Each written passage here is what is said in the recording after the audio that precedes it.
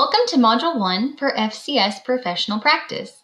I am looking forward to sharing a brief overview to our content for this chapter. These slides are just pulled directly from your full presentation. Alright, so let's go ahead and get started. To get us going, we're going to be looking at the major events in FCS history and a few, I believe there are 3, key acts that we're going to review for this course. We'll also identify a few key players in the early development of FCS as a profession and a subject. Think about it. Do you know anybody that is famous in FCS? What about our name before we were Family and Consumer Sciences? Those are all things that we'll cover in this module. To get us thinking, I want to start by defining Family and Consumer Sciences.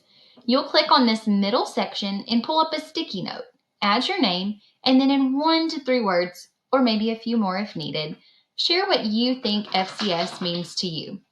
I've shared it means to me helping communities thrive. So pause this video, take a minute, and do it now, or come back after you finish the video. So, curious to see, who knows who Ellen Swallow Richards is? Have you heard of this name? Well, if not, we're about to learn who she is. Ellen Swallow Richards can really be kind of identified as the creator or founder of home economics. She applied scientific principles to domestic life, pioneered the new study and profession of home economics, and something to note, she was one of the few women who earned a spot in college during the time period, and then went on to graduate with a chemistry degree. She was the first woman to attend MIT. So, think about it. Have any of you heard of this term before? Home economics? I bet you have. So what all did Ellen do? Well, in 1899, she and a group of other like-minded colleagues organized and met at a conference. These were eventually held as the Lake Placid Conferences. Here, they set the standards for this new field of home ec and created what we consider our theoretical foundation for this new discipline. In 1910, she spearheaded the Journal of Home Economics. Something to note, even though she didn't receive her PhD from MIT, it was actually Smith College that awarded her an honorary doctorate. Did you know this? If you look in our detailed slides, you're going to see a lot more information about Ellen. So what about FCS? What does it encompass? I want you to pause this and take a look on page 11 in your textbook. There is a chart there that will share with you what all Family and Consumer Sciences is. It is a discipline and profession that focuses on an integrative approach to those relationships that are among individuals, families, and communities, as well as the environments in which they function. So what else besides home ec and FACS or FCS have you heard our profession called? Curious if you've ever heard of the people-centered sciences. This is just a sampling of names that we are identified as. No wonder people don't know kind of what we are or who we help. We've got identities in human sciences, health and human sciences, family and consumer sciences, among many others. So this card was developed by the American Association of Family and Consumer Sciences, or AAFCS or AAFCS, as you'll hear it called a lot. They are hoping to help our identity of our field more broadly and consistently through people-centered sciences kind of being the tagline and name. It's truly amazing all of the areas that we can serve in. I encourage you to take a look at this card, and it might be helpful for you to describe to others who don't know what we are, who we help. So now that you know a little bit more about our beginnings, what else was happening in the early years? First, let's explore the Morrill Act of 1862. In the later decades of the 1800s, the federal government was rich with land, but not in tax dollars. The vast empty land in the West and the social interest education motivated the federal government to designate a parcel of land in each state to be used for establishing a university. So now it's quiz time.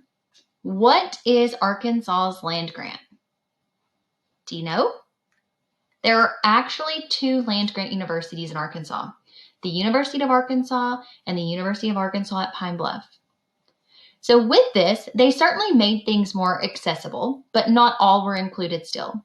Less than 5% of women finished high school or attended college, and many minorities were excluded.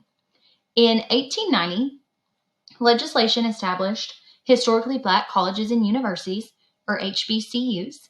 Even though they were the same, they often didn't receive the same level of funding as white universities.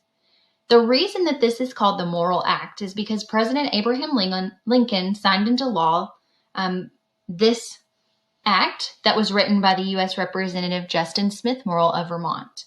The idea was that the proceeds from the sale of these lands were to be invested in a perpetual endowment fund, which would provide support for colleges of agriculture and mechanical arts in each of the states. All right, so now let's explore the Smith-Lever Act of 1914. This established Quad Privet Extension, which was designed as a partnership of the U.S. Department of Agriculture and the land-grant universities, which were authorized by that Federal Morrill Act of 1862 and 1890 that we just discussed. Today, this educational system includes professionals in each of America's 1862 land-grant universities and 16 1890 land-grant universities. Did you know that many of our graduates will go on to work with Cooperative Extension? Have you heard of that?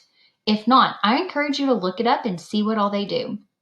We may even have a guest speaker this semester from Cooperative Extension. So if you haven't heard of those acts or don't remember, maybe you can recall the Smith-Hughes Act of 1917 that you learned about in methods. This was the first act that established vocational education as a separate component from regular high school curriculum. We now call this Career and Technical Education, or CTE. Think about it. What CTE courses did you maybe take in high school? If you took an FCS course, that would be included. Sometimes you'll hear the term Perkins money being thrown around with CTE, and this is tied back to the Perkins Act of 1984, which is used to support secondary and post-secondary vocational programs in agriculture, business, and technology, which in CTE, we also use Perkins money in FCS classes. There are many dates and history pieces tied into your full presentation that I would encourage you to review before beginning your timeline assignment. These are just a few standout items that are essential to your understanding of our profession. So what is this that you're looking at now? Okay, this, you can find more information and a link in your full presentation so that you can click on it and explore more. But this is the American Association of Family and Consumer Sciences, or AFCS, as I've mentioned before, logo. The Betty lamp was adopted by AFCS, or formerly known as HEA, which is Home Economics Association, as a symbol for the association in 1926. Something neat to learn is that this word is derived from a German term meaning to make better. According to AFCS, the Betty lamp is still used today to represent the profession's enlightenment through leadership and thought and action for family and consumer sciences professionals. Fun little note, I did get to see the real Betty lamp being lit this summer at the conference, and it's still kind of exciting to think about this as our symbol so that we can go out and make things better. So as I mentioned previously, we know that we've been and have been called many different things in our field. So by the 1980s and 1990s, many thought that home economics seemed outdated and irrelevant. During this time, the field was really struggling to keep a professional identity. That former stitching and stirring reputation that we still sometimes hear about today didn't really reflect the discipline with the many specialization areas that it had grown to. Remember that chart that you paused and looked at, or that key message card that you saw? All of those specialization areas. So with that, we entered into this conversation of reviewing the framework and adopting a new name. The organization became the American Association of Family and Consumer Sciences, and Family and Consumer Sciences, or FCS, was born in 1994. So this is our current AFCS, logo. Now we've evolved into the People-Centered Sciences, which you can view this key message video they shared at a conference not long ago on the next slide. I'm going to go ahead and just skip right over this, and you can watch it individually. But I want to leave you with this question for thought. This is coming from page 21, and this is number 4. So, Family and Consumer Sciences is founded on the philosophy that teaching life skills will improve the quality of life for families and individuals. In today's world, what would you consider to be essential life skills? What life skills do most college freshmen lack? When, where, and how should people learn those concepts and skills? This is just something to get you thinking. You don't have to answer this officially anywhere, but I really look forward to learning about what you feel is important in your timelines. So let me know if you have any questions. I would encourage you to go ahead and go into the full Module 1 presentation and readings to review in depth the details of all the information that this module has to offer. Thank you.